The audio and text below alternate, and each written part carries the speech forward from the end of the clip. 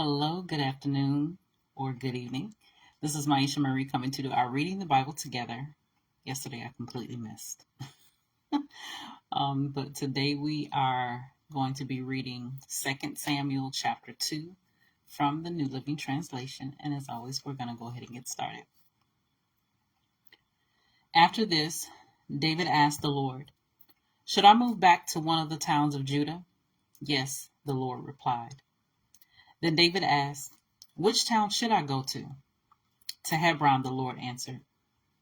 David's two wives were Ahinoam from Jezreel and Abigail, the widow of Nabal from Carmel. So David and his wives and his men and their families all moved to Judah, and they settled in the villages near Hebron. Then the men of Judah came to David and anointed him king over the people of Judah. When David heard that the men of Jabesh Gilead had buried Saul, he sent them this message: "May the Lord bless you for being so loyal to your master Saul and giving him a decent burial. May the Lord be loyal to you in return and reward you with his unfailing love, and I, too, will reward you for what you have done. Now that Saul is dead, I ask you to be my strong and loyal subjects, like the people of Judah who have anointed me as their new king." But Abner, son of Ner, the commander of Saul's army, had already gone to Mahanaim with Saul's son Ishbosheth. There he proclaimed Ishbosheth king over Gilead, Jezreel, Ephraim, Benjamin, the land of the Isharites, and all the rest of Israel. Ishbosheth, Saul's son, was 40 years old when he became king, and he ruled from Mahanaim for 2 years. Meanwhile, the people of Judah remained loyal to David. David made Hebron his capital, and he ruled as king of Judah for 7.5 years. One day, Abner led Ishbosheth's troops from Mahanaim to Gibeon. About the same time, Joab, son of Zeruiah, these names, led David's troops out and met them at the pool of Gibeon. The two groups sat down there, facing each other from opposite sides of the pool. Then Abner suggested to Joab, "Let's have a few of our warriors fight hand to hand here in front of us." "All right," Joab agreed. So 12 men were chosen to fight from each side, 12 men from Benjamin, representing Ishbosheth, son of Saul, and 12 representing David. Each one grabbed his opponent by the hair and thrust his sword into the other's side so that all of them died. So this place at Gibeon has been known ever since as the Field of Swords. A fierce battle followed that day, and Abner and the men of Israel were defeated by the forces of David. Joab, Abishai, and Asahel, the 3 sons of Zeruiah, were among David's forces that day. Asahel could run like a gazelle, and he began chasing Abner. He pursued him relentlessly, not stopping for anything. When Abner looked back and saw him coming, he called out, "Is that you, Asahel?" "Yes, it is," he replied.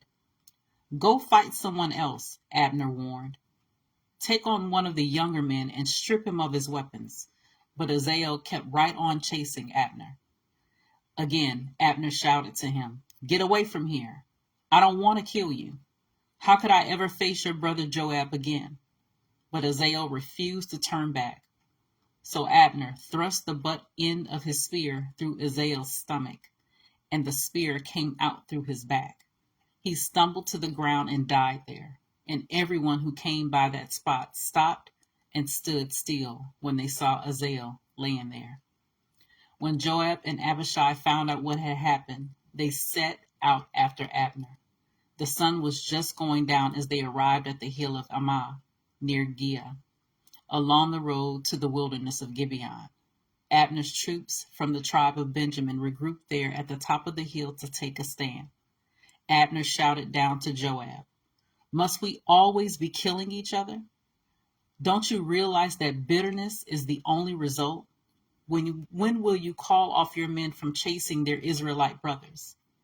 Then Joab said, "God only knows what would have happened if you hadn't spoke.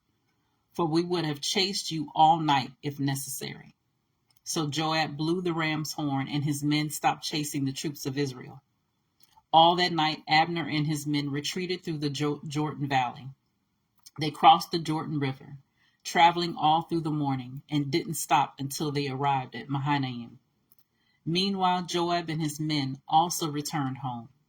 When Joab counted his casualties, he discovered that only 19 men were missing in addition to Asahel. But 360 of Abner's men had been killed, all from the tribe of Benjamin. Joab and his men took Asahel's body to Bethlehem and buried him there in his father's tomb. Then they traveled all night and reached Hebron at daybreak. So that was 2 Samuel chapter 2 from the New Living Translation. And as always, continue to search the scriptures daily to see what is true. Allow Holy Spirit to illuminate the word into your heart, your mind, and soul, bringing knowledge, understanding, and wisdom, and most of all, revelation of who God is, his true nature, his character, and how much he truly, truly loves you. You guys take care, and God bless, and until next time.